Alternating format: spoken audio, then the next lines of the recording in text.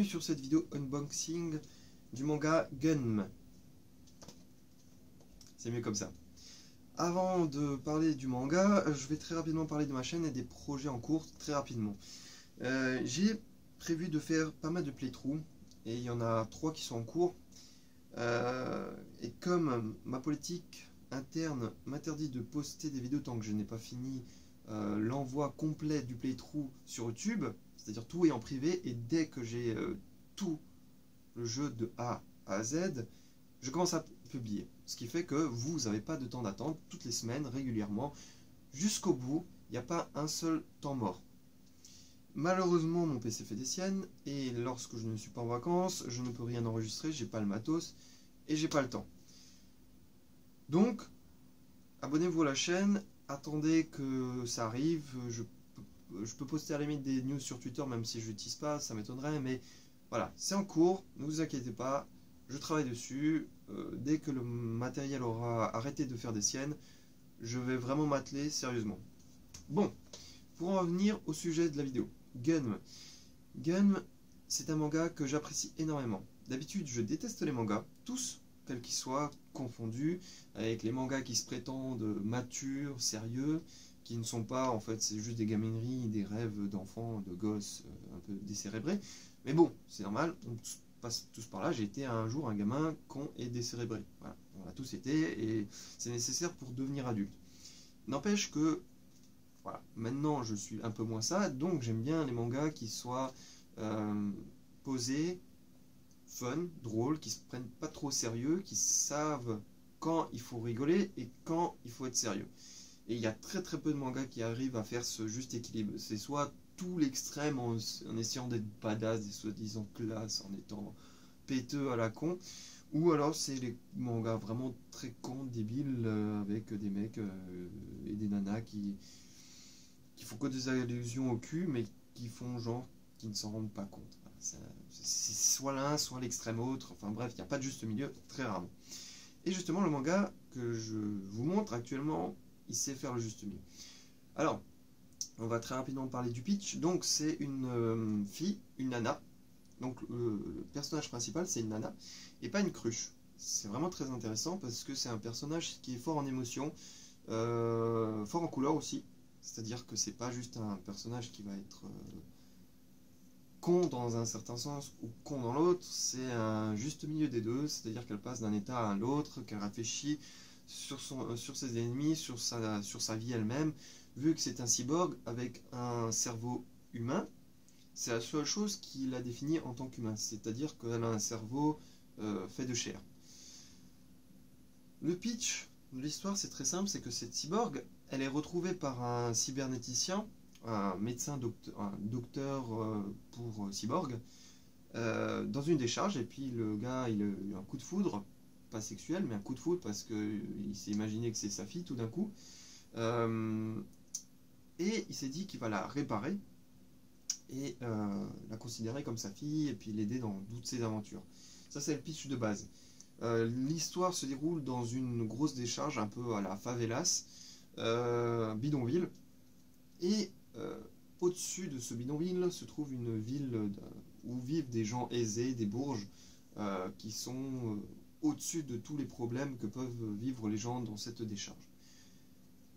Le manga est cruel et peut-être gore, mais il n'est jamais dans la violence gratuite. C'est ça qui est intéressant, c'est que c'est gore, c'est dégueulasse, c'est rude, c'est brut, mais jamais ce n'est...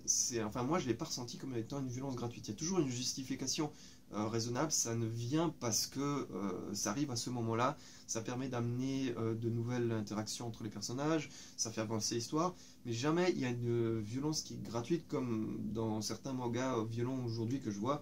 J'ai toujours du mal à me poser la question pourquoi les gars ils se sont imaginés je sais pas, égorger quelqu'un.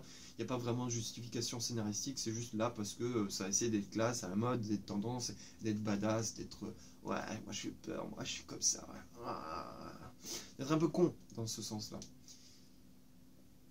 Donc, comme c'est une réédition, puisque le manga est sorti dans les années 90, si je ne me plante pas, ce manga a quelques petites différences avec l'original.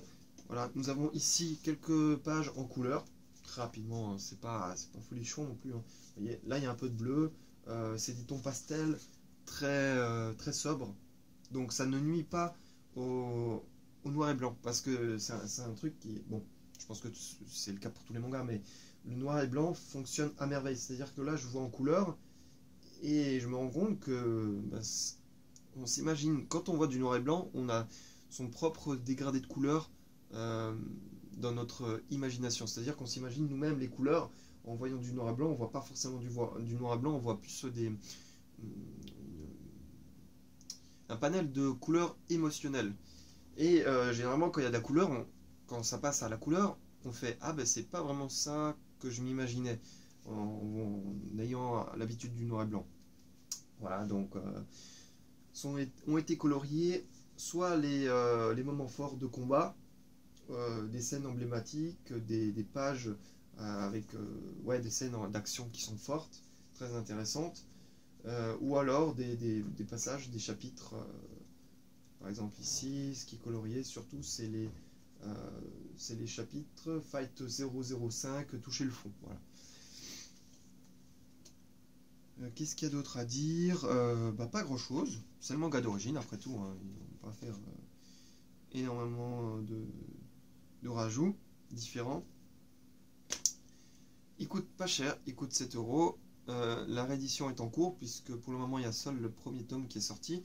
L'auteur d'origine est en train d'écrire le préquel de cette histoire. Il y a eu la séquelle de cette histoire, donc en fait ce premier arc se trouve en plein milieu et il y a une suite et l'histoire qui se déroule avant est en train d'être écrite. Je vous déconseille la suite. Du moins si vous avez aimé ou si vous allez lire et que vous allez adorer cette histoire, la suite est décevante. Je l'ai lu et c'est pas un truc que je vais acheter pour mettre dans ma bibliothèque. C'est pas le genre de truc que je vais afficher. Ça, je vais afficher parce que c'est la classe. Personnellement, c'est un manga, un très très bon manga, donc il mérite d'être dans ma bibliothèque. En revanche, la suite, non. Et le préquel, j'ai lu à la FNAC le préquel pour voir à quoi ça donne. Et ça tombe dans le même écueil de mangas stéréotypés et clichés que je déteste. Avec ces mêmes personnages qu'on revoit tout le temps, avec les mêmes méchants qui sont chiants, qui a aucun enjeu. Aucun enjeu puisqu'on sait très bien comment ça va se terminer. Là, ce qui est intéressant, c'est que on a peur tout le temps. En fait, on sait qu'elle va gagner, le personnage va gagner, mais on ne sait pas comment. Et surtout, on ne sait pas ce qui va devenir des méchants. Et les méchants sont vraiment charismatiques, ils ont vraiment des raisons d'être à leur place. Et il a été dit assez souvent que ce qui est important dans une histoire, c'est pas le héros, parce qu'on sait qu'il va gagner, c'est le méchant. En fait, ce qui est important, c'est les motivations du méchant. Pourquoi il est méchant, pourquoi il va foutre le bordel, pourquoi il va créer l'histoire. C'est tout ça. Et les méchants ici, ils sont tous charismatiques, ils ont tous une raison d'être. Ils sont pas posés là comme ça pour donner une raison à l'héroïne de leur botter les fesses et d'écrire un bouquin. Je sais plus ce que je voulais rajouter, je crois que j'ai fait le tour. Donc j'avais dit que le prix était pas cher, c'est 7 euros. Ça vaut le coup, l'histoire est intéressante, le personnage principal, l'héroïne est très très attachante. Bon, elle est sexy comme dans tous les mangas, mais hormis ça, il y a une vraie profondeur dans le personnage qui fait que on s'attache très très très très rapidement. C'est pas juste un personnage poli qui a juste une esthétique, c'est plus que ça, c'est un personnage qui a une profondeur de réflexion sur elle-même, sur le monde qui l'entoure. Vous prenez une poupée Barbie vivante qui a ses idéaux bien polissés, bien parfaits, et vous la lâchez dans les favelas. C'est un peu le même principe, et on regarde ce qui se passe. Et c'est exactement ça, c'est exactement le principe, l'idée du bouquin. Il le fait très bien avec des situations qui sont très réalistes, même si c'est dans un monde pas utopiste, je sais plus, dystopique. C'est peut-être ça. En gros, c'est la Terre il y a dans 3000 ans. Je recommande très très très très fortement. Si vous lisez ça, c'est que vous êtes une personne qui a du bon goût, comme regarder GTO ou lire GTO, vous êtes une personne qui a du bon goût. Voilà.